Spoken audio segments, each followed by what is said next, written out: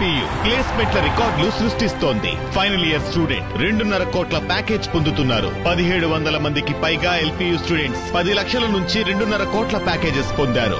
విద్యా విప్లవం ప్రారంభమైంది లవ్లీ ప్రొఫెషనల్ యూనివర్సిటీలో. మద్యం దుకాణం కారణంగా శ్రీకాకుళం జిల్లా ఇచ్చాపురం మండలం ఈదుపురం ఉన్నత పాఠశాల ఖాళీ అయింది.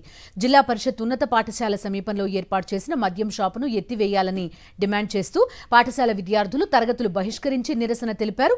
నిబంధనలకు విరుద్ధంగా పాఠశాలకు సమీపంలో కంటైనర్లో ఏర్పాటు చేసిన మద్యం షాపుని తక్షణమే తొలగించాలంటూ గ్రామస్తులు, విద్యార్థుల తల్లిదండ్రులు భారీ ర్యాలీ నిర్వహించారు.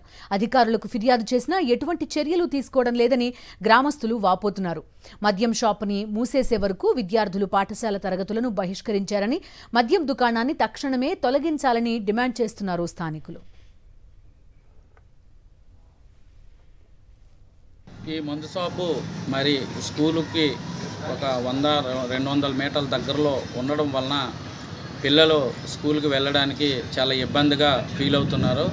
కాబట్టి మొన్న జూన్ 12వ తారీఖున రీఓపెనింగ్ అయి నుంచి కూడా మరి మా చుట్టుపక్కల గ్రామాల నుంచి మరి ఈదుపురం హై స్కూల్కి ఏ ఒక్క పిల్లలు కూడా వెళ్ళటం లేదు. హై స్కూల్ వద్ద ఏర్పాటు చేసినటువంటి కంటైనర్ వైన్ షాపు గ్రామస్తులకు కానీ అలాగే స్కూల్ యాజమాన్యం కానీ తెలియకుండా రాత్రికి రాత్రి ఒక కంటైనర్తో అక్కడ వైన్ షాప్ వెలిసింది. దానివల్ల ఏంటంటే ఆ హై స్కూల్ అయితే ఏదో ఈదుపురం ప్రాథమిక ఉన్నత పాఠశాల ఆ విద్యార్థులు విపరీతమైన ఆందోళనకు గురవుతున్నారు. ఎందుకంటే అది ప్రమాదకరమైన మలుపు ఆ రోడ్డు.